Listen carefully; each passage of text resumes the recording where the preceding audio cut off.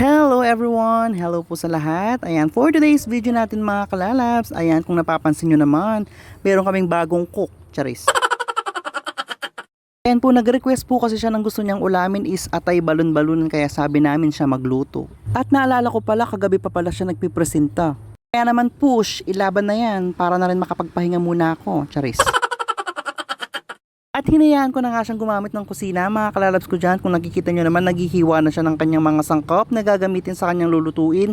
Ay nagtataka ako, ba't hindi naman platito yung ginamit niyang lalagyan ng mga sibuyas at bawang? Bakit dun pa sa takip? Kakanay do. Oh loko, bisi-bisihin niya mo nga lang pa magluto na. Pero mga lalabs, alam nyo ba, naaamoy ko yung niluluto niya, ay kasarap. O amoy pa lang yun ha. Ay sabi ko nga sa kanya sarapan, kung di ay talaga namang hindi na siya uulit. Pero sabi niya baka daw masarap, baka lang. Kaya naman huhusgahan na natin yan.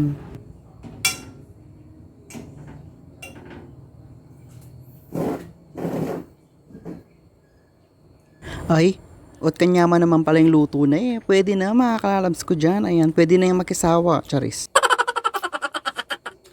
Pero biro nga mga kalalabs, masarap talaga as in. Pwedeng pwede na. Kaya naman mauulit ito.